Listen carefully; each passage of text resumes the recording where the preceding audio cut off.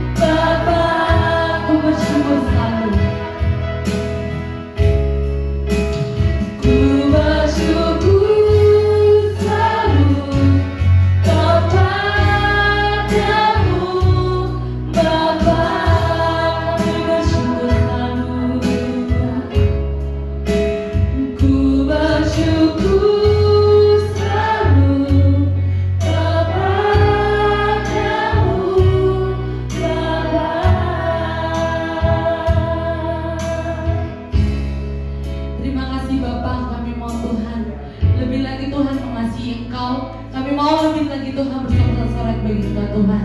Biarlah Tuhan yang dimuliakan. Terima kasih Bapak, kami ucap syukur. Haleluya. Amin. Di sini pada penuh sukacita, amin. Yang penuh sukacita bisa lambaikan tangannya. Biarlah hidup kita Tuhan yang pimpin, biarlah semuanya kita serahkan pada Tuhan. Biarlah Tuhan yang beracara bagi hidup kita. Mari kita pujikan suka-sukamu Tuhan.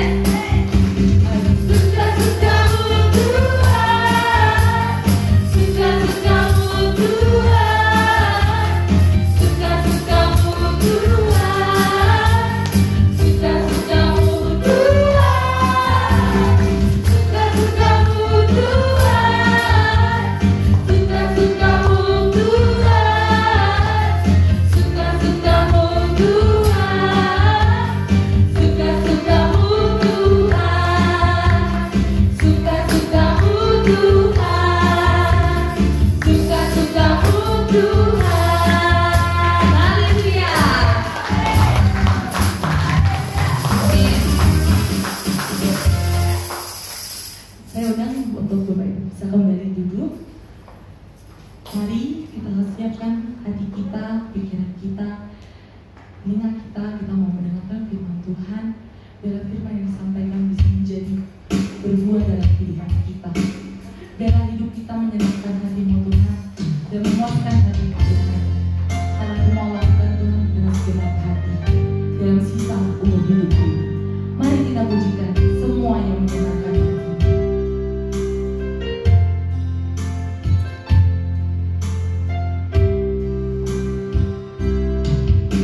Semua yang menyenangkan hati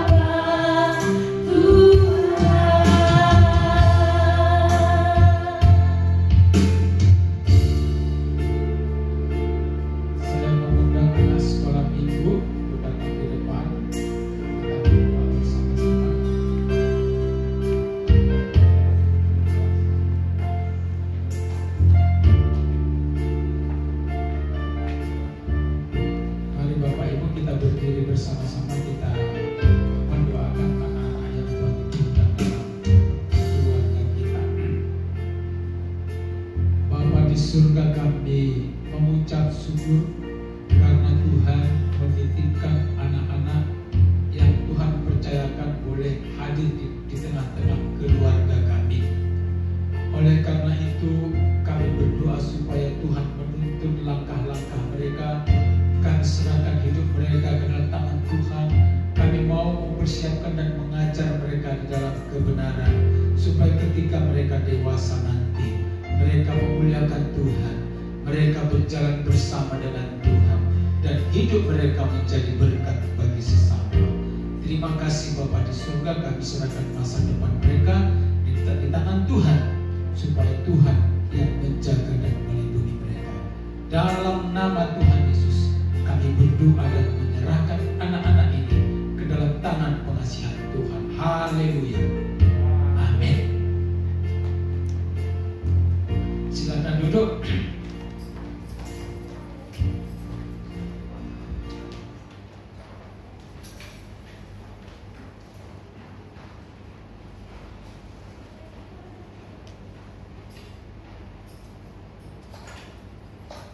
Ya, saya sudah lama mau menyampaikan persepuluhan, dan baru kali ini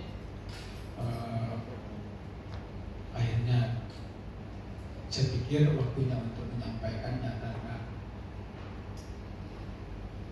beberapa di antara kita mungkin masih berpikir bahwa persepuluhan yang biasa kita kerjakan itu kita perlu melihatnya di dalam kebenaran firman Tuhan, dalam penafsirannya lebih baik sesuai dengan perjanjian baru.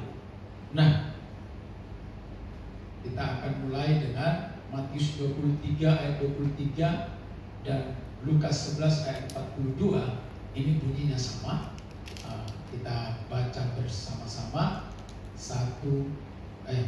Poinnya ini bukan teksnya ya, ini penjelasannya. Di sini Tuhan Yesus tidak menegur orang yang tidak memberikan persepuluhan, melainkan maksud dari Tuhan Yesus adalah menegur kemunafikan orang-orang Farisi yang merasa harus membayar persepuluhan, tetapi tidak melakukan keadilan dan belas kasihan dan kesetiaan. Di sini orang Farisi punya konsep bahwa beragama itu sebagai legalitas saja. Jadi ketika melakukan semua yang diperintahkan oleh hukum agama, meskipun kelakuannya tidak berubah, meskipun hidupnya tidak menjadi berkat bagi orang lain, nggak masalah. Nah, di dalam teks ini tentang yang disampaikan di sini adalah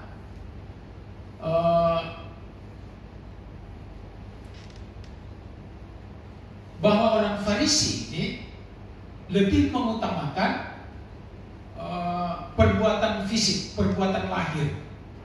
Jadi ketika mereka memberi persepuluhan itu, kalau saudara membaca di dalam kedua teks itu, orang Farisi dengan sangat teliti, dengan sangat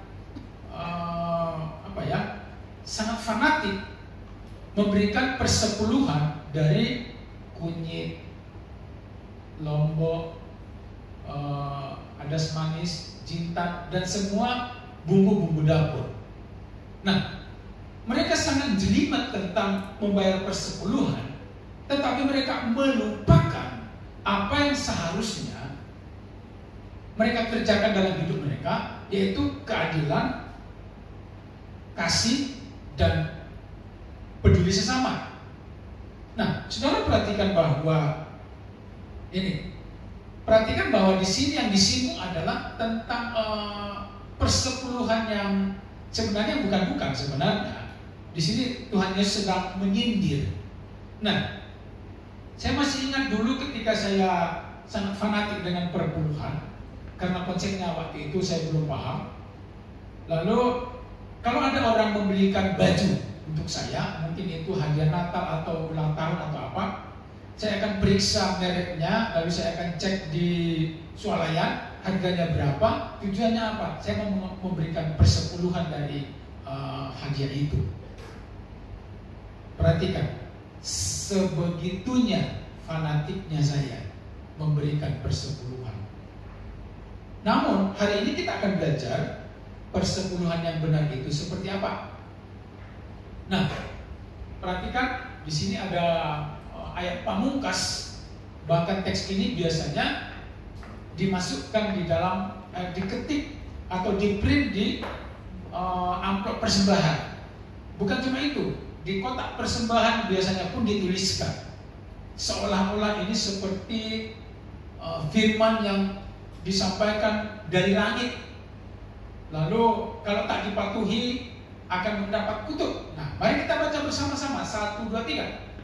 Bawa seluruh persembahan persepuluhan itu ke dalam rumah perbendaharaan, supaya ada persediaan makanan di rumahku, dan ujilah aku, firman Tuhan semesta alam.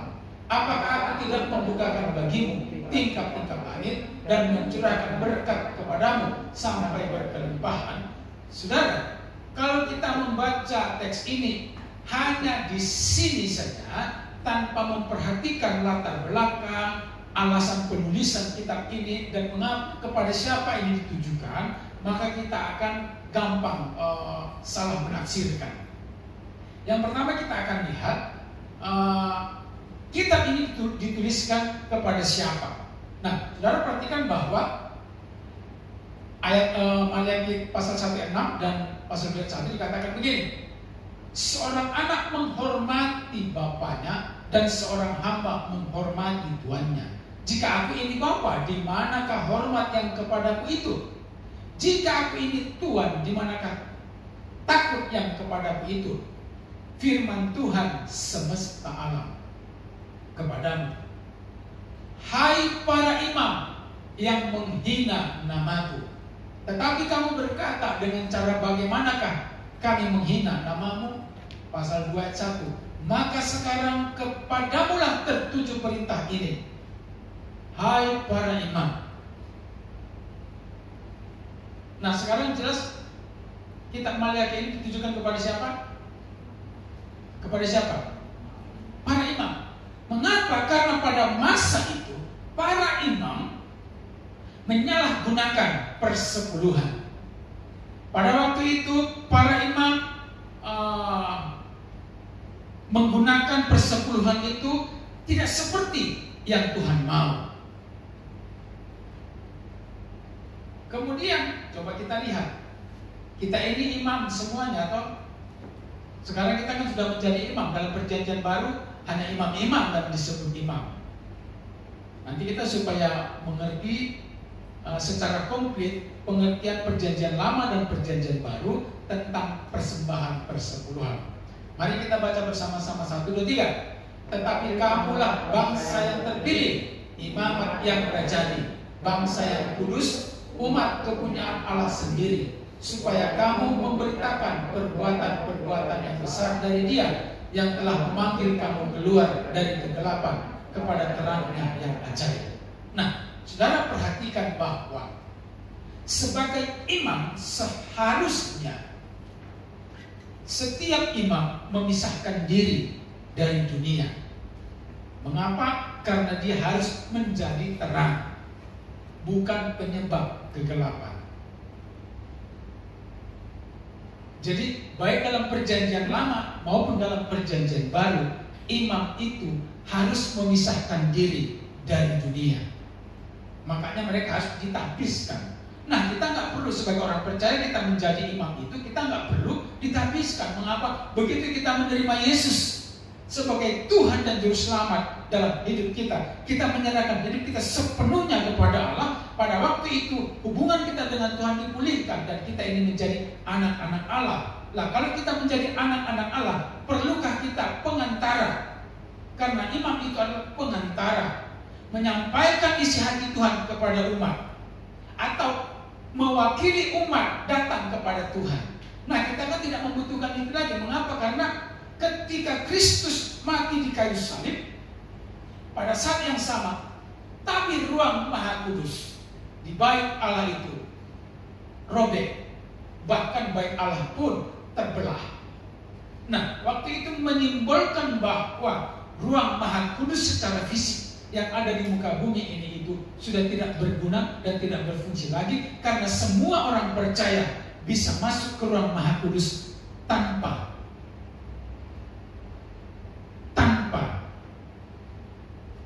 calon.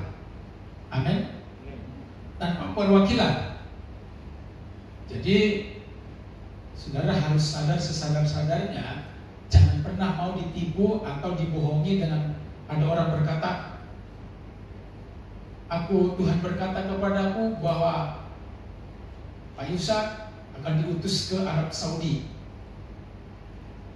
Pak Yusak sudah bisa berkata, Pak, kalau Tuhan mengutus saya, Tuhan bisa ngomong sendiri, nggak perlu lewat Bapak. Amin. Amin. Kenapa? Maksud sih Tuhan sekarang pakai acara malu-malu, pakai acara isin, pakai acara sungkan. Kalau menyuruh Mas Dimas misalnya melayani di mana, apakah Tuhan harus minta mulut pendeta lain? Perlu? Nggak perlu. Tuhan ngomong langsung kepada saudara, dan Roh Kudus bisa memberikan insight, memberikan dorongan, memberikan apapun yang membuat saudara paham bahwa Tuhan ngomong sesuatu dalam dirimu. Jadi nggak usah tunggu-tunggu ada orang tiba-tiba bernubuat. Nggak perlu. Itu zaman perjanjian lama. Nah, perhatikan bahwa tadi imam-imam, lalu sekarang kita adalah imam rajani. Nah, kembali ke sini, perhatikan bahwa disuruh, ada masalah apa sih? Bawalah seluruh persembahan persepuluhan itu ke dalam rumah perbendaharaan, supaya ada persediaan makanan di rumahku, dan ujilah aku. Kenapa? Nah, saudara perhatikan bahwa persepuluhan sebenarnya bukan ditujukan hanya kepada imam, tetapi ditujukan juga kepada orang asing, anak yatim, dan para janda, dan pemeliharaan rumah Tuhan. Nah, pada waktu itu semua persepuluhan dikuasai oleh para imam. Terlantarlah para janda, anak yatim, orang asing, dan orang-orang yang membutuhkan bantuan dari rumah perbendaharaan rumah Tuhan. Itulah sebabnya Tuhan berkata, bertobatlah hai para imam. Jadi saudara, adalah sesat kalau persepuluhan itu dimasukkan ke rekening pendeta, dimasukkan ke rekening gembala sidang. Itu sesat. Jadi saudara, apakah saudara tidak pernah berpengalaman begini? Ketika gereja butuh mobil, jemaat disuruh beriman, berkorban, dan kadang-kadang ditakut-takuti. Berilah, berilah, berilah. Beriman, beriman, beriman. Jadilah beli mobil. Memang atas nama gereja, tapi yang pakai Pak Pendeta. Lalu ada jemaat yang kanker, operasi di Karyadi. Jemaat disuruh apa? Berdoa, berdoa, berdoa. Lalu orang itu disuruh beriman. Lalu apa? Orang itu diperiksa-periksa. Jangan-jangan ada dosamu, jangan-jangan ada yang belum kau akui. Jangan-jangan ada kutub keturunan, kutub nenek moyang, makanya nggak sembuh-sembuh. Seharusnya persepuluhan yang dikumpulkan oleh jemaat disisihkan juga untuk membantu. Begitulah seharusnya. Itulah sebabnya di gereja ini kita tidak memaksa saudara memberikan persepuluhan, dan kita tidak sibuk membuat kantong persembahan sampai 4, mungkin 6, lalu diedarkan di depan saudara supaya saudara izin kalau nggak bawa persembahan. Kita di sini persembahannya yang jalan sendiri ke sana. Amin. Amin. Supaya saudara kalau nggak punya sesuatu yang mau dipersembahkan nggak apa-apa. Saudara nggak merasa malu. Nggak perlu juga malu. Karena Tuhan kan nggak butuh duit. Tuhan nggak butuh duit, yang butuh duit itu pendeta sama gereja. Ini saya sebenarnya ngata-ngatain saya. Lah khotbah saya begini, saya khotbah di gereja lain, ngamuk nggak pendetanya? Ngamuk lah, makanya saya kemarin khotbah begini. Sebenarnya ini khotbah di tempat lain, tak khotbahkan di sini. Jemaatnya senang-senang, amin, amin, amin. Pendetanya begitu saya pulang nggak mau disalami.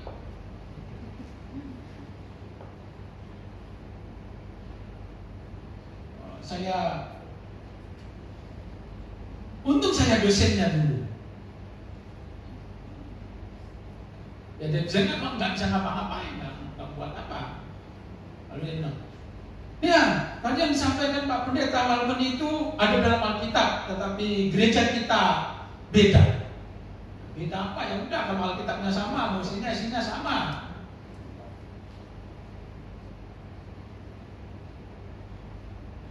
Tangkap nggak?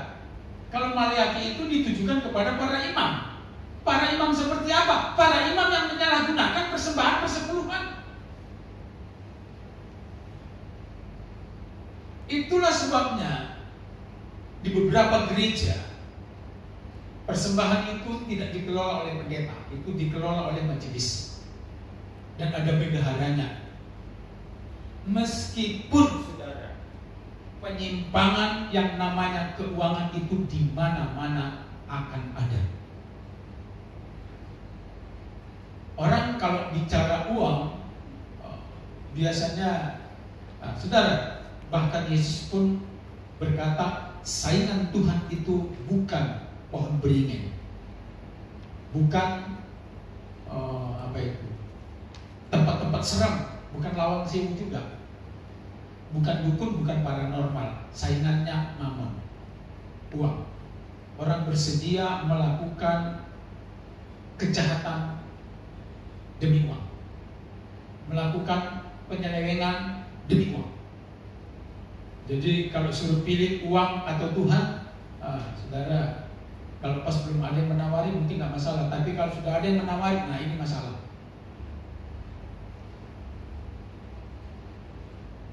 Kira-kira kalau ada orang bilang begini kepada saudara, bukan cuma bilang, ditawarin nih, tak kasih 10 M, mau nggak kamu pindah agama? Karena ini hanya sekedar kata-kata, saudara akan gampang berkata, oh nggak mungkin.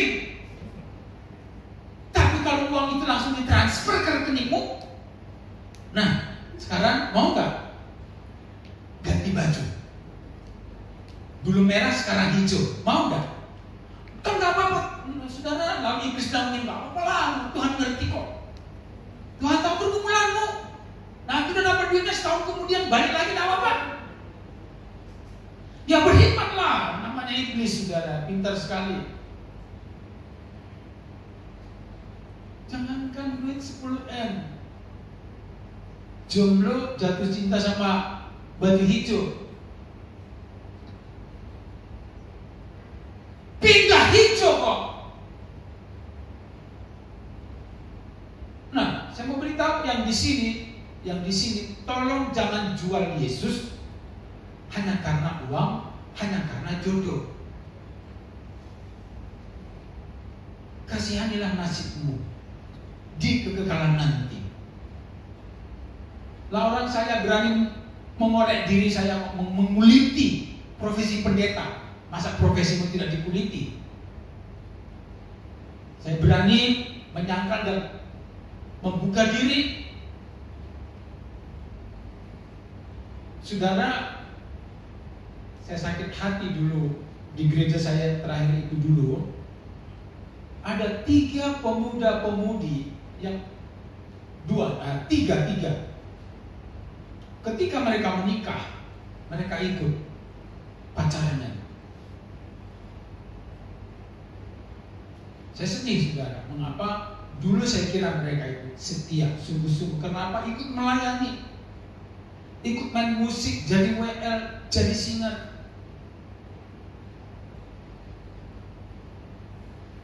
Ketika menikah, menanggalkan baju merahnya lalu pakai baju hijau tanpa ada penyesalan sedikit pun.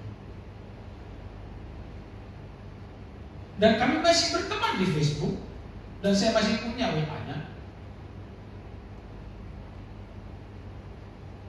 Kita sudah melakukan apa yang kita bisa lakukan ketika melayani mereka.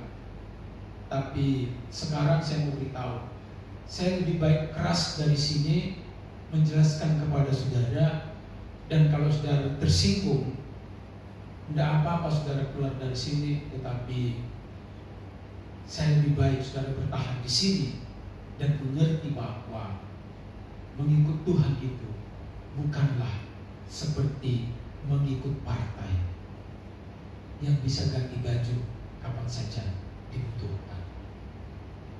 Nah, perhatikan di sini bahwa persepuluhan itu sebenarnya tujuannya untuk membantu para imam, orang asing, anak yatim dan janda-janda, lalu pemeliharaan rumah Tuhan.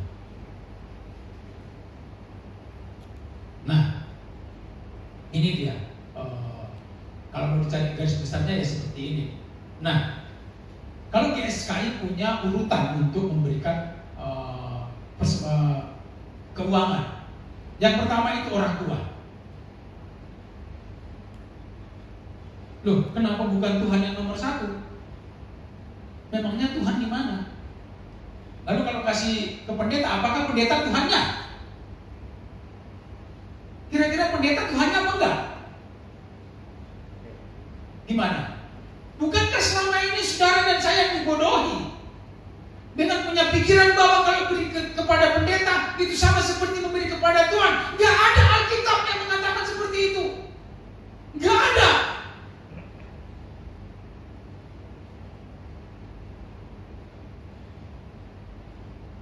Jadi mulai sekarang yang di sini jangan mau lagi dibodoh-bodohi, apalagi kalau saya yang mau membodoh-bodohi. Amin. Udah jelas ya.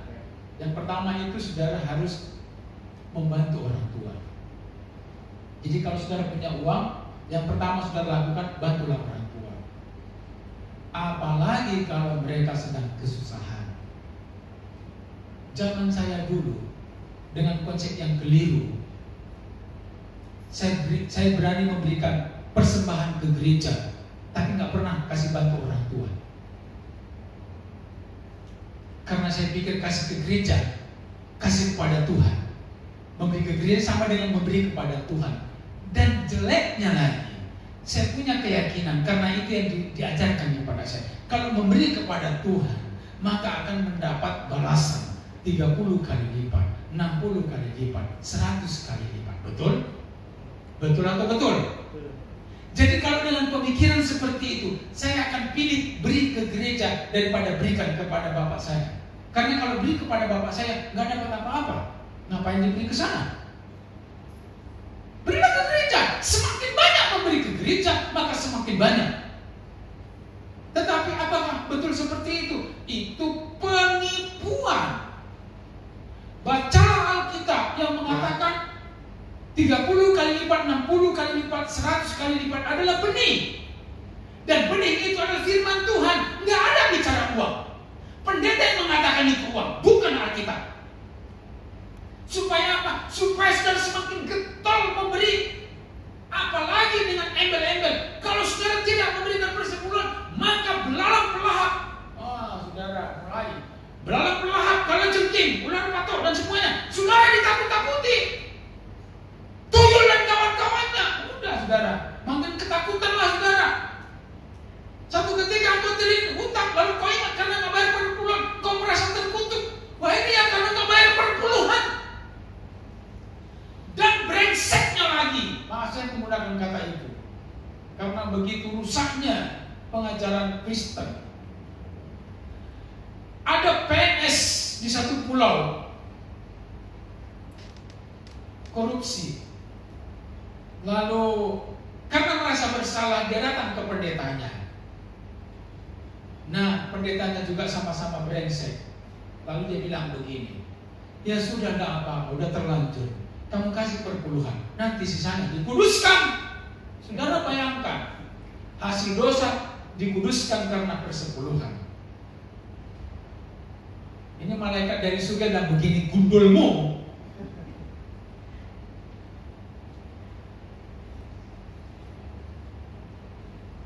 Bagaimana mungkin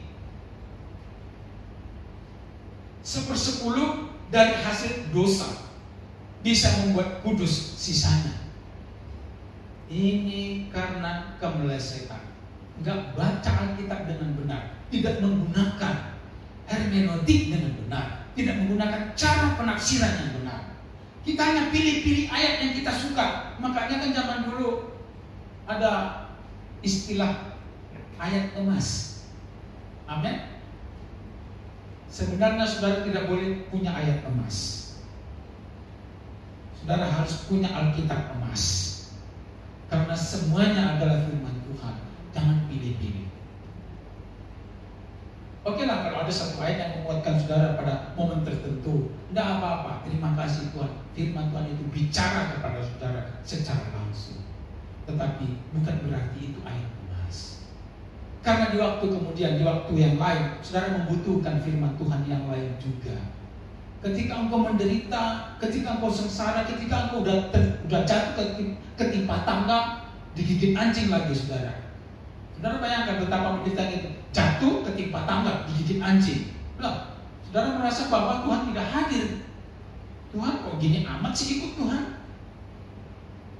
Nanti ada firman Tuhan yang mengatakan bahwa engkau dipanggil bukan hanya untuk percaya, tetapi untuk menderita. Nah, saudara sadar oh ya, terima kasih Tuhan. Nah, kalau firman Tuhan itu nggak pernah dihotbahkan, Anda menderita, Anda sakit hati, Anda keluar dari gereja. Kenapa? Nggak sesuai. Kenapa? Yang dihotbahkan dari dulu sampai sekarang berkat. Ternyata saudara nggak diberkati, nggak cocok khotbahnya. Toh, saudara keluar, cari kelenteng yang bisa kasih berkat. Saudara, jangan mengira kalau orang Kristen itu pasti aman. Saya pernah ketemu orang Kristen hadir di kelenteng Sampokong, minta rezeki di sana, dan ternyata direzekiin, dikasih rezeki. Lalu sebagai balasannya dia beliin biksu yang di sana itu Livina terbaru, Grand Livina. Waktu itu Grand Livina itu baru keluar, itu keren. Saudara bayangkan betapa melesetnya pengajaran Kristen yang diajarkan kepada kita beberapa waktu, puluhan tahun. Nah, supaya kita tidak mengelantur kemana-mana, kita akan selesaikan dulu. Nah, perlu disadari bahwa dalam sistem kurban dan persembahan di perjanjian lama, persepuluhan itu dikumpulkan oleh Imam Lewi dan disimpan dalam ruang perbendaharaan rumah Tuhan. Supaya apa? Supaya kalau imam butuh diberikan untuk imam, orang miskin atau orang asing itu butuh diberikan untuk orang asing, lalu kepada anak yatim, janda-janda, dan untuk pemeliharaan baik alat diambil dari sana. Tetapi gereja sekarang perpuluhan itu hanya untuk ini, betul? Betul ya? Betul ya? Dan imam yang dimaksud ini itu pendeta. Lebih spesifik lagi itu gembala sidang. Kalau ada di situ ada beberapa pendeta, ini karyawan, digaji seikhlasnya oleh Pak Gembala. Angkat ya. Seikhlasnya loh, bukan sepantasnya, seikhlasnya. Makanya kalau jadi pendeta di gereja itu harus pintar menjilat gembala sidang. Karena kalau enggak, masa depan itu terancam. Terserah sebagai apa, WLK, singer, ke apa, dangdutan, ke apa, terancam. Nah, Pak pendetanya boleh jalan-jalan ke luar negeri, boleh beli mobil. Saudara yang lain tinggal gigit jari. Karena imanmu nggak cukup katanya.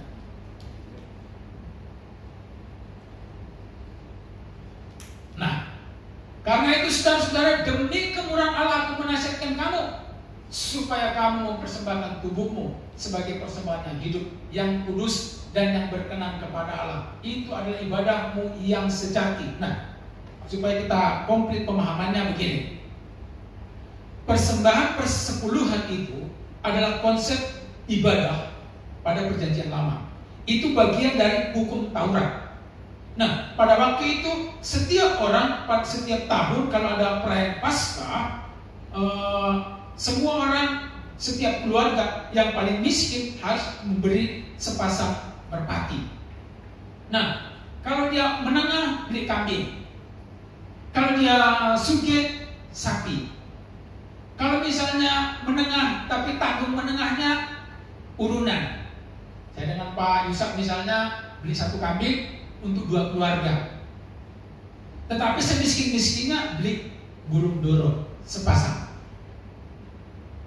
Nah, itu semuanya bagian dari persembahan korban dalam perjanjian lama. Termasuk di dalamnya adalah persepuluhan. Nah, cara memberi persepuluhan sebenarnya begini. Kalau mereka punya ternak, itu gembalanya di depan pintu begini, hitung.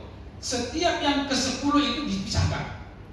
Setiap yang nomor 10 dipisahkan. Setiap nomor 10 dipisahkan, lalu itu diberikan ke rumah perbendaharaan, rumah Tuhan. Tolong ingat, ke rumah perbendaharaan rumah Tuhan, bukan ke rumah pendeta. Saya katakan begini, ke rumah perbendaharaan rumah Tuhan. Kita katakan sama-sama 1, 2, 3. Rumah perbendaharaan. Nah, bukan ke rumah pendeta. Supaya saudara keluar dari sini, saudara ngerti, lalu hadir di gereja manapun, saudara akan sakit telinganya mendengarkan berkat. Karena nggak ada dalam Alkitab itu. Supaya saudara seleranya disamakan dulu dengan pengajaran Alkitab. Kalau udah sama nanti saudara kemanapun udah gak enak lagi. Kenapa? Seleranya beda. Amin. Ini perlu supaya saudara perlu diindoktrinasi. Karena ini yang membuat orang datang ke gereja. Karena supaya apa? Ya maksudnya datang ke gereja supaya persoalannya selesai, hutangnya selesai, masalahnya selesai, penyakitnya selesai. Padahal dia nggak jaga pola makan, olahraga nggak mau.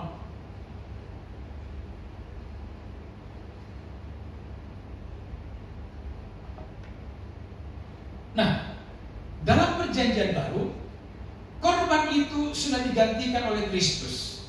Jadi saudara nggak perlu lagi ikut-ikutan upacara kurban. Kalau makan daging kurban nggak apa-apa. Itu kan dikasih. Saya sering dikasih loh. Setiap ada kurban biasanya saya dapat kok. Kadang-kadang dapat double karena saya ini dianggap orang yang patut menerima daging kurban. Saya kan non muslim toh. Dapat lah. Jadi sering dapat makan sate dan seterusnya. Tapi kalau dapat jeroan saya kembalikan sama tetangga. Mereka suka itu. Mereka masih punya orang-orang yang 20-an tahun. Nah, saya 50-an nggak boleh makan jeroan. Di sini juga kalau udah 50-an jangan lagi heboh makan jeroan. Gak usah didoakan. Dalam nama Yesus dikuduskan. Dikuduskan apa? Udah tahu nggak boleh.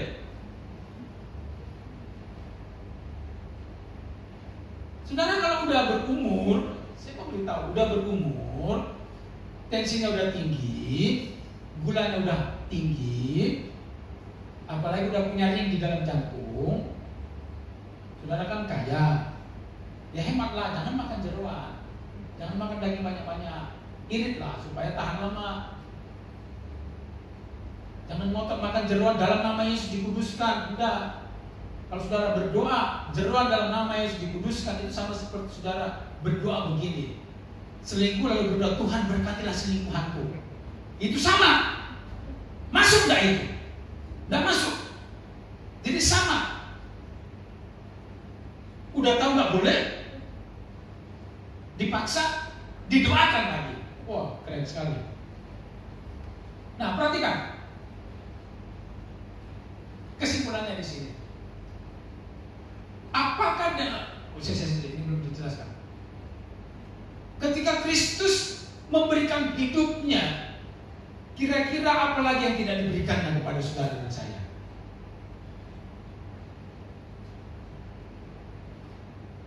Apalagi? Kalau Pak Yusuf memberikan hidupnya, untuk putrinya atau untuk putranya. Kira-kira apa yang tidak diberikannya lagi? Apa? Ada yang bisa sebut? Apa lagi Pak yang nggak diberikan? Semuanya tuh? Semuanya, semuanya, semuanya. Nggak ada yang sisa. Lah kalau Tuhan berikan semuanya, lalu kita milik 10% untuk Tuhan, sisanya untuk kita. Saudara pernah nggak dengar penjelasan begini? Setiap penghasilan diberikan kepada Tuhan 1/10. Waktunya diberikan kepada Tuhan 1/10.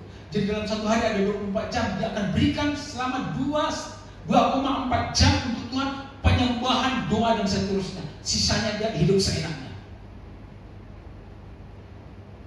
Bukankah banyak yang berkelakuan seperti itu? Berikan untuk Tuhan 2,5 jam.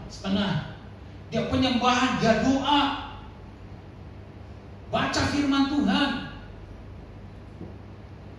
Setelah itu hidupnya gak karuan,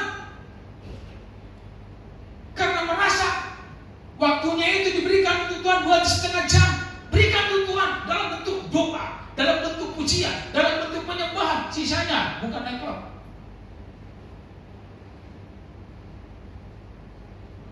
Saya punya teman ikut pria sejati. Punya nengklok yang ada kamar-kamarnya komplit.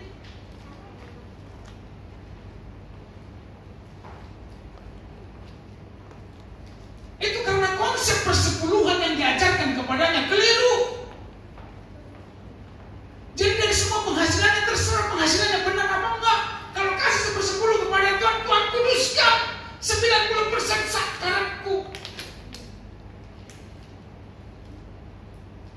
Yang benar adalah ketika Tuhan memberikan hidupnya untuk menebus saudara, saudara pun harus memberikan hidupmu kepada Tuhan. Bila ada yang tersisa, jangan ada yang tersembunyi dalam hidupmu. Ada kamar-kamar khusus. Beberapa orang Kristen berkata begini, kalau yang lain bolehlah, tapi kalau ini tak boleh. Nah, kamu siapa? Tuhan kasih semua, lah kamu pakai simpanan. Ada orang-orang khusus dalam hidupmu yang gak boleh disentuh oleh Tuhan. Ada orang-orang yang berani berkata, Tuhan terserah, Tuhan ambil semuanya, tapi yang ini Tuhan khusus, tolong jangan dikorek-korek, jangan disentuh Tuhan. Itulah sebabnya saudara, ada banyak peristiwa di mana Tuhan mengizinkan saudara dan saya sakit hati dan kecewa. Orang-orang yang kau kasihi mengalami hal-hal yang tidak sepantasnya dialami. Engkau kehilangan orang yang dikasihi, engkau kehilangan barang berharga, engkau kehilangan apa saja. Lalu saudara bingung. Nanti butuh waktu untuk memahami. Akhirnya saudara sadar bahwa Tuhan mau menarik perhatianmu supaya sungguh-sungguh datang kepada Tuhan tanpa menyisakan apapun dalam bilik-bilik kehidupanmu. Semuanya dibukakan kepada Tuhan. Nah, perhatikan di sini. Sebenarnya kalau mau fair, ini yang percaya dan melakukan perpuluhan ini, itu kan bagian dari hukum Taurat. Nah, kalau saudara mau melakukan hukum Taurat, jangan lagi makan lapcio, jangan lagi belanja di Gang Baru, jangan makan pangsit. Karena apa? Itu haram. Kenapa babi dimakan?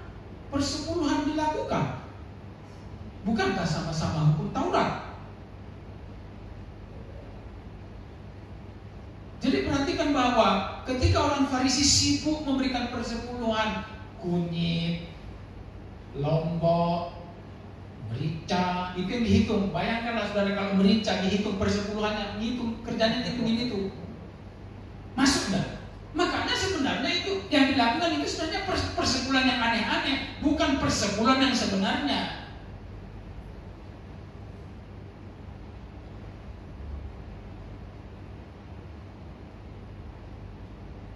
Jadi kalau mau memberikan persembahan itu, kita berikan semuanya. Ini persembahan dalam PB. Mempersembahkan tubuhmu 100%, bukan 10%.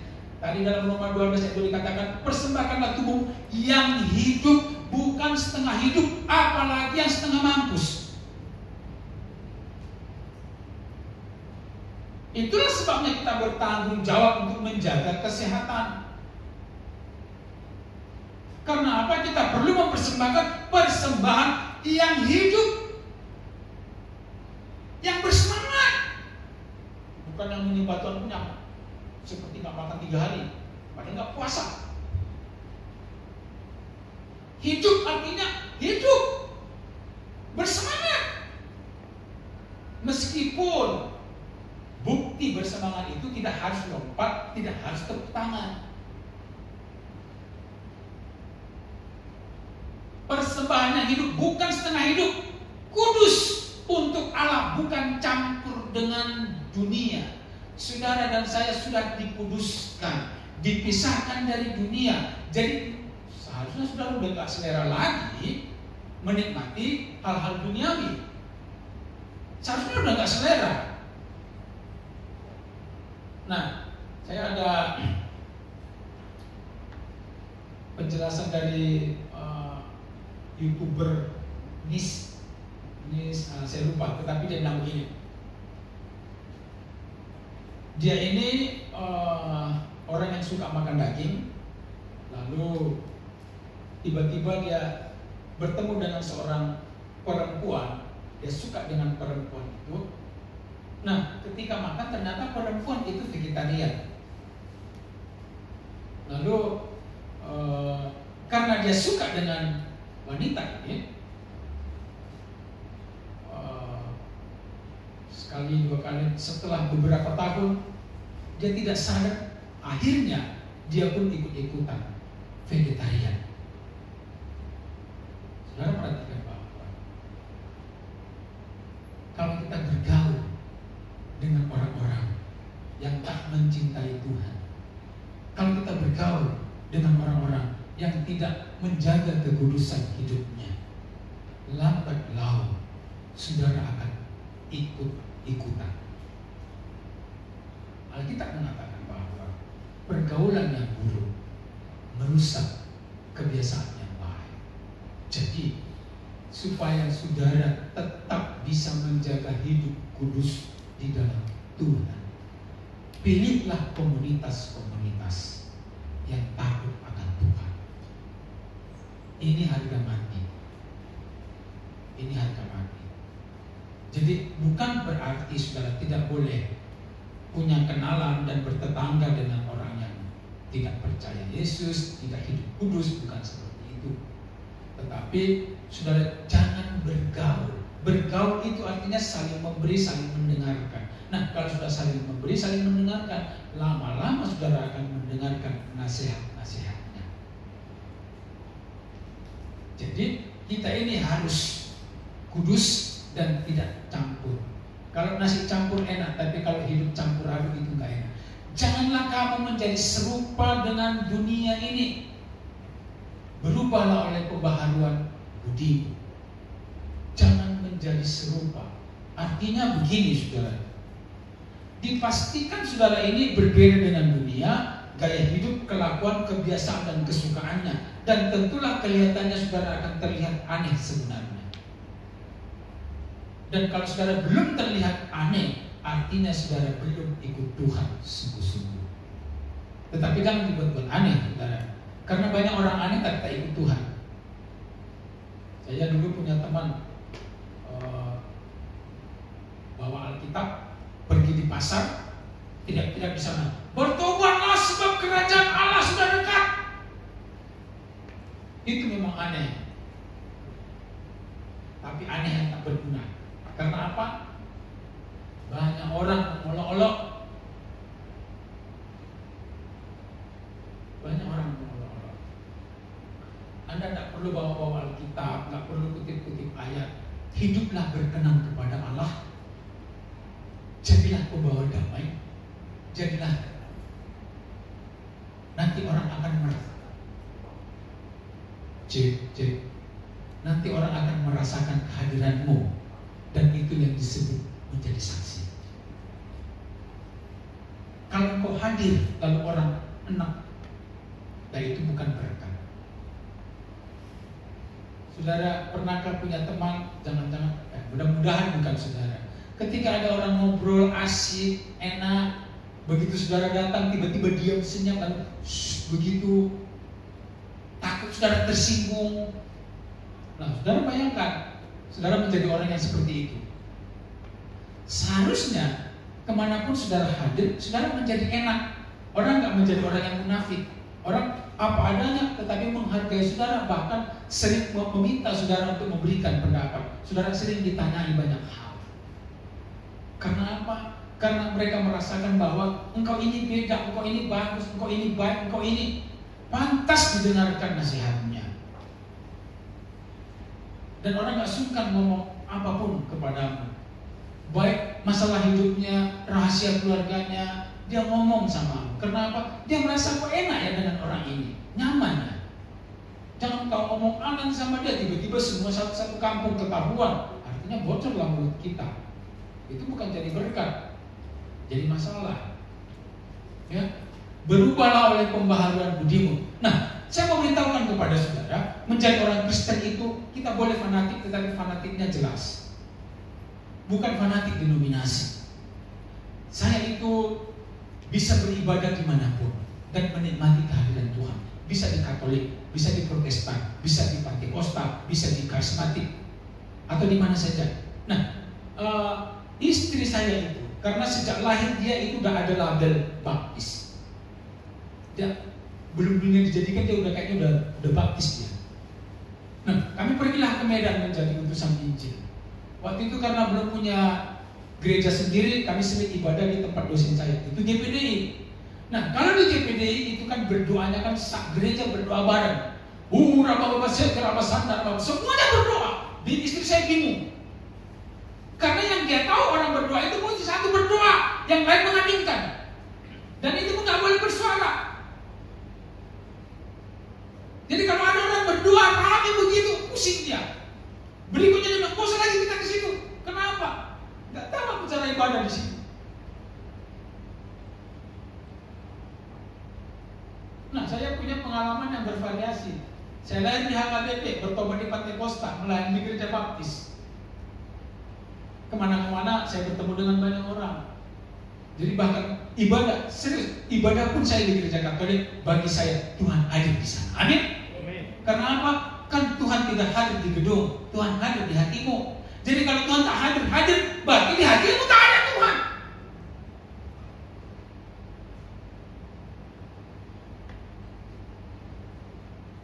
Lalu Tuhan tak perlu acara diundang-undang, dibuat-buatkan. Mari kita rasakan hadirannya. Hadirnya mana lagi Tuhan? Maha hadir.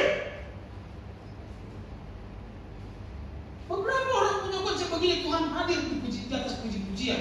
Yang dia pikir itu Tuhan hadir di atas puji-pujian. Setiap ada puji-pujian Tuhan hadir di atas puji-pujian itu. Yang melayang-layang itu bukan. Tuhan hadir di atas pujian anak-anaknya. Terserah pujian itu pakai musik apa enggak. Saya mau kasih contoh. Di sini ada Pak Petrus, anaknya itu. Kalau anaknya nyanyi,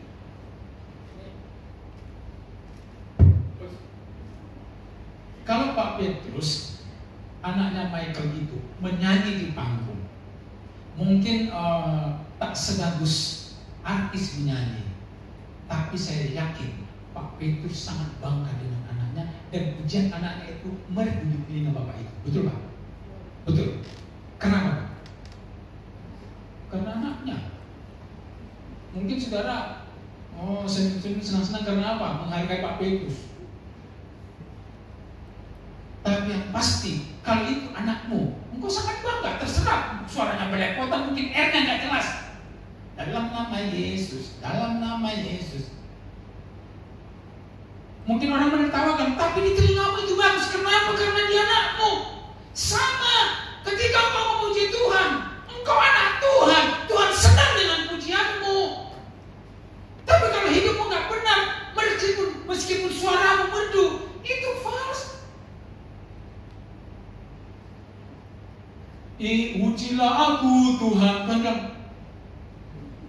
Kenapa? Engkau minta diuji. Engkau berkata menyerahkan hidup, tapi tak diserahkan semua. Terlalu banyak rongga kosong dalam hidupmu yang kau simpan sebagai rahasia. Engkau tak mau mengungkapkannya kepada Allah. Kata Hans Bakri,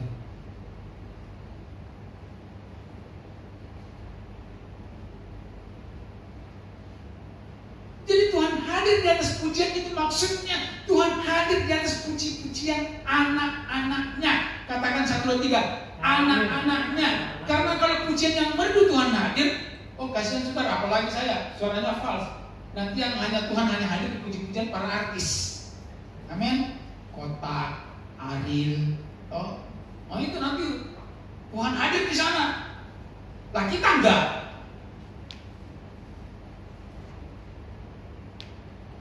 Ada waktu untuk memuji Tuhan, ada waktu untuk berdoa, ada waktu untuk memberi persembahan, ada waktu untuk bekerja. Nah, saudara, beberapa orang Kristen merasa bahwa iman Kristen itu adalah mistis. Ketika dia berdoa, dia berharap bahwa Tuhan akan memberkati tanpa berbuat apa-apa. Ini kesesatan. Saudara jangan pernah berharap berdoa lalu Tuhan berkati, tapi saudara tak buat apa-apa. Tuhan hanya memberkati orang yang bekerja.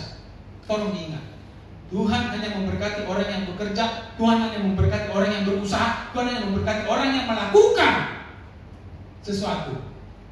Yang tak melakukan apa-apa, Tuhan katakan, pergilah engkau pembuat kejahatan. Masih ingat perumpamaan talenta? 1 talenta, 2 talenta, 5 talenta. Yang gak buat apa-apa, dimasukkan ke ruangan yang gelap sampai kertak gigi di sana kedengaran. Kenapa? Kertak gigi itulah kertak gigi penyesalan. Karena tak mau melakukan selama waktu masih siang.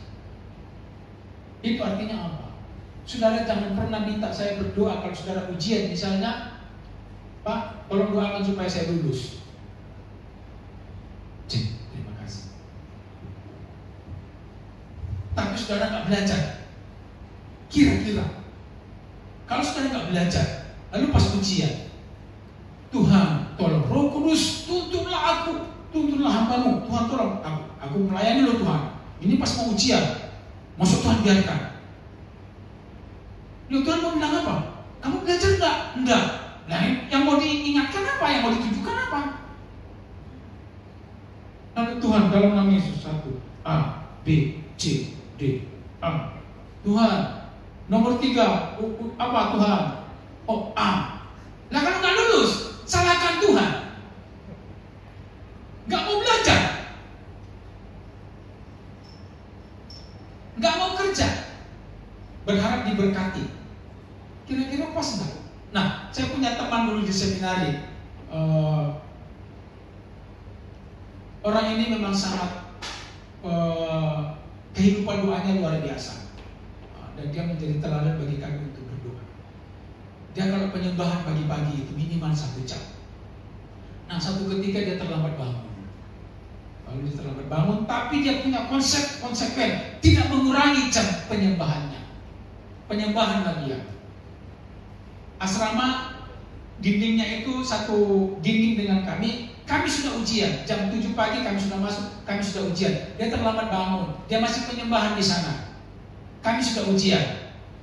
Nah, saudara tahu, selesai dia penyembahan, dia masih pergi lagi cuci muka, nggak sempat mandi, baru masuk, sudah terlambat 45 menit. Lalu 1 jam kemudian disuruh kumpul semua, dan orang ini belum selesai. Apakah doanya bisa menyelamatkan ujiannya? Enggak. Bukan berarti doa nggak penting.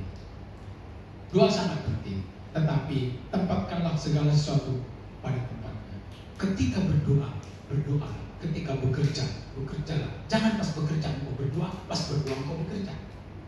Belepotan. Kita semua harus produktif. Tetapi faktanya kita harus sadar bahwa mengikut Tuhan itu ada prinsip-prinsip yang harus kita ikuti bersama-sama. Jadi berikanlah hidupmu kepada Tuhan 100%, bukan 10%. Jadi jangan lagi punya konsep begini, kasih waktu untuk Tuhan 2,5 jam dalam satu hari. Dalam doa, penyembahan, baca firman Tuhan, dikumpulkan semua 2,5 jam. Lalu kemudian hidup sesuka-sukanya selama jam-jam selanjutnya. Bukan seperti itu. Hiduplah untuk Tuhan 100%. Lalu kalau punya uang, berikanlah kepada Tuhan 100%. Nah, masalahnya begini. Kita perlu mengerti bahwa Tuhan itu tidak di gereja. Amin. Amin. Bukankah Tuhan pernah berkata, apapun yang kau berikan kepada orang yang paling kecil ini, itu sama seperti memberikan kepada aku. Ketika Tuhan berkata, ketika aku di penjara engkau mengunjungi aku, ketika aku lapar engkau memberi makan, ketika aku telanjang engkau memberikan baju. Murid-murid tanya, kapan Tuhan, kapan? Karena ketika kau memberikan apapun untuk orang-orang yang membutuhkan, itu sama seperti kau memberikan kepada Tuhan. Bukan berarti saudara bebas tidak memberikan dukungan untuk gereja. Karena di gereja lah saudara digembalakan. Saudara wajib memberikan juga dukungan untuk gereja. Karena kalau saudara tidak memberikan dukungan untuk gereja, misalnya kita bayar hotel pun udah gak cukup, itu kita minggu depan udah gak ada ibadah di sini. Itu jelas. Amin. Jadi saya tidak akan menakut-nakuti saudara dengan harus memberi persembahan, tetapi tidak mau membiarkan saudara juga tak bertanggung jawab. Karena iman Kristen itu harus bertanggung jawab. Orang Kristen yang dewasa itu harus bertanggung jawab. Jadi saudara, memberikan persembahan di gereja adalah bagian dari tanggung jawab kita sebagai anak Tuhan. Nah, bedanya di sini, saudara tidak dipermalukan, tidak dipaksa, tidak dilakukan apa-apa, tak ada konsekuensi apapun kalau saudara belum bisa memberi. Tetapi kalau saudara memang gak mau memberi, tentu ada yang salah dengan hidupmu. Engkau perlu diperbaiki oleh Tuhan, diservis oleh Tuhan. Caranya seperti apa? Saya tidak tahu. Tuhan sendiri tahu bagaimana cara memperbaiki saudara. Karena dialah teknisinya. Saya hanya menyampaikan, yang saya sampaikan hanyalah manual booknya saja, pemeliharaannya saja. Tuhan memberkati. Mari kita berdiri bersama-sama.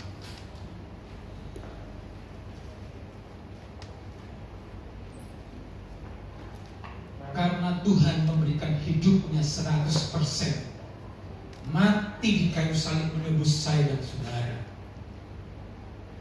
Tidak ada alasan bagi kita untuk memberikan hidup kita setengah-setengah. Hidup kita harus dipersembahkan kepada Tuhan 100%. Tidak ada yang tersisa. Karena apa?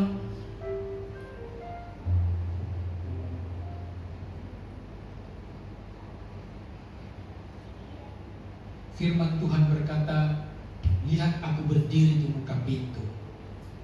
Barang siapa membuka pintu hatinya, aku akan masuk dan makan bersama-sama dengan mereka. Dan firman Tuhan ini ditujukan kepada orang-orang percaya, bukan orang yang tidak percaya. Artinya, sebagai orang percaya, kita harus membuka semua pintu-pintu di dalam hidup kita supaya Allah masuk di sana dan berkuasa, menguasai hidup kita, mengizinkan Tuhan berkarya di sana. Percayalah, kalau Tuhan yang mengatur hidup kita, kita tidak perlu mengkhawatirkan apapun, karena apapun yang dikerjakan oleh Tuhan sempurna adanya. Kalau Tuhan yang mengerjakan, Anda tidak perlu khawatir kalau Allah tidak mengerjakan dengan baik. Karena apapun di tangan Tuhan, Tuhan bisa berkarya dengan luar biasa. Bahkan hidup kita yang gagal, kalau dibawa kepada Tuhan, Tuhan pun bisa membentuknya menjadi bejana yang berkenan kepadanya.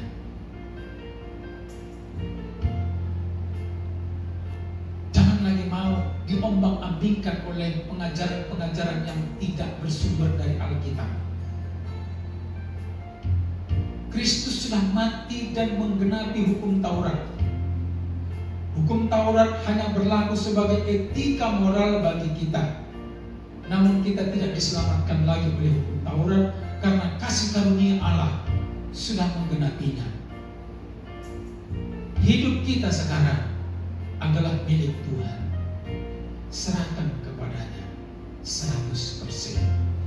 Hidup kita, harta kita, biarkan Tuhan yang mengatur. Kita hanya sebagai pengelola kehidupan. Tuhanlah pemiliknya, Dialah yang memimpin kita. Terima kasih Tuhan, terima kasih. Terima kasih Bapa, terima kasih. Kami mau menjadi orang yang hidup kudus dan berkenan kepada Allah. Kami mau mempersembahkan hidup kami yang hidup, yang kudus, yang berkenan kepada Allah. Supaya ketika kelak nanti kami bertemu dengan Bapa, kami kedapatan berkenan kepada Tuhan. Terima kasih Bapa, terima kasih. Terima kasih Tuhan. Bapak Ibu, saudara-saudara yang dikasihi Tuhan, kalau selama ini engkau masih menyimpan ruang-ruang rahasia dalam hidupmu, ada yang tidak engkau serahkan kepada Tuhan, apapun itu, hari ini bukalah semuanya, serahkan kepada Tuhan. Tidak ada yang tersembunyi bagi Tuhan. Kalau engkau menyerahkannya kepada Tuhan, Dia sanggup mengerjakannya jauh lebih baik daripada apa yang bisa kita kerjakan. Kalau engkau membuka semua hidupmu kepada Tuhan, kalau mau membuka seluruh hidupmu kepada Tuhan, mari angkat tangan kananmu dan taruh tangan kiri di dada, dan kita berdoa. Tuhan, ampuni kalau selama ini kami menyembunyikan beberapa pintu di dalam bilik-bilik kehidupan kami. Apapun yang kami rahasiakan, Tuhan, hari ini kami membukanya. Semuanya terbuka. Semuanya terbuka di hadapan-Mu Tuhan. Kami mengundang Kau masuk dalam setiap bilik kehidupan kami. Tidak ada yang kami sisakan. Semuanya Tuhan yang mengatur. Tuhan yang menjadi Raja. Tuhan yang akan menuntun. Tuhan yang akan mengerjakannya. Karena kami tahu Tuhan lebih mampu. Karena Tuhan mengerjakannya lebih sempurna, lebih baik dari apa yang bisa kami kerjakan dalam hidup kami. Terima kasih Bapak, terima kasih. Dalam nama Tuhan Yesus, kami berdoa, kami mengucap syukur, dan kami siap hidup bersama dengan Tuhan. Yang percaya dan siap hidup bersama dengan Tuhan, katakan bersama-sama, amin. Silakan duduk, kita dengarkan pengumuman.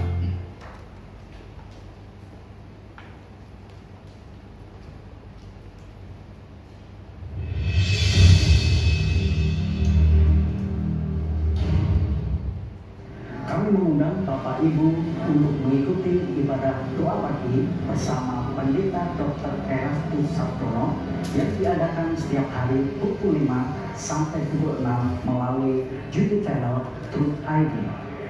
Kami mengundang Bapak Ibu untuk mengikuti pendalaman Alkitab yang diadakan setiap hari Kamis pukul 19.00. dukung dan doakan ibadah KKR pelajar dan mahasiswa yang diadakan pada bulan Agustus 2022. Bagi Bapak Ibu Saudara yang ingin bertanya dengan Pendeta Dr. Erastus Sabtono, bisa mengirim pertanyaannya melalui WhatsApp di nomor 081199357700. Pertanyaan akan dijawab pada YouTube channel Truth ID. Ikuti Instagram kami untuk melihat renungan dan informasi terupdate gereja di @GSKI Duta. Bagi Bapak Ibu Saudara yang membutuhkan dukungan pelayanan kedukaan, ucapan syukur dan konseling, dapat menghubungi hotline Komisi Pelayanan Jemaat pada nomor 0813 90207222. Demikian informasi untuk minggu ini. Tuhan Yesus memberkati.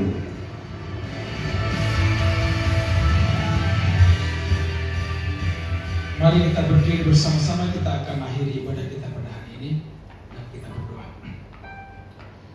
Segala pujian dan hormat kami kembalikan kepadamu ya Tuhan, yang layak dipuji dan ditinggikan lewat hidup kami dan lewat semua rangkaian penyembahan kami hari ini. Kami berdoa untuk bangsa dan negara kami, berdoa untuk presiden kami, dan berdoa untuk kota Semarang, Jawa Tengah, tempat di mana kami berdomisili. Tuhan memberkati. Kami berdoa untuk semua umat Tuhan, hamba-hamba Tuhan yang melayani dan beribadah sepanjang hari ini, baik yang tatap muka maupun secara online.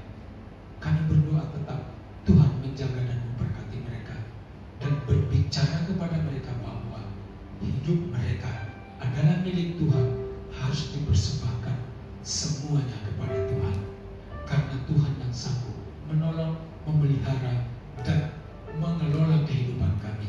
Kami hanya perlu melakukan apapun yang Tuhan mau kami lakukan dalam nama Tuhan Yesus. Memberkati jemaat yang hadir dan yang sudah melayani pada hari ini.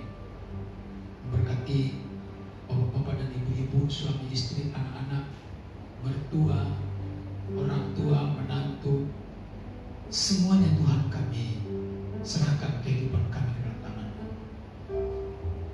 Yang sedang sekolah, kuliah, yang sedang mencari pekerjaan, yang sedang berusaha mengerjakan apapun, Tuhan kami berdoa supaya Tuhan buat kami beruntung, Tuhan buat kami berhasil, karena kami siap bekerja keras, kami siap bekerja sesuai dengan kehendak Tuhan. Kalau orang meminta kami berjalan 1 kilometer, kami akan berjalan 2 kilometer. Kami akan memberikan apa yang bisa kami lakukan yang terbaik. Kami akan bekerja seolah-olah untuk Tuhan, karena kami percaya Tuhan akan memelihara, memberkati dan menyertai setiap perjalanan dan kehidupan kami. Dalam nama Tuhan Yesus kami berdoa serta mengucap syukur. Sebentar kami pulang, Tuhan jaga dan lindungi kami, hantarkan kami dengan selamat ke tempat kami masing-masing. Dan sepanjang minggu yang berjalan ini, kami mau berjalan bersama dengan Tuhan, dan Tuhan yang akan menolong, menjaga dan melindungi kami. Dalam nama Tuhan Yesus kami berdoa serta mengucap syukur. Mari jemaat yang dikasihi Tuhan, sebelum kita pulang, mari kita angkat kedua tangan, kita arahkan hati kepada Tuhan. Kita terima berkat dari Tuhan. Pulanglah dan jadilah berkat dimanapun engkau berada. Percayalah penyertaan Tuhan kepadamu sampai kesudahan zaman. Dia tidak akan meninggalkan dan dia akan menyertai. Oleh karena itu, damai sejahtera dari Allah Bapa, pengorbanan dan cinta kasih dari Tuhan Yesus, serta pertolongan pimpinan dari Roh Kudus menyertai engkau mulai sekarang sampai Maranatha, Tuhan Yesus datang kedua kali. Haleluya.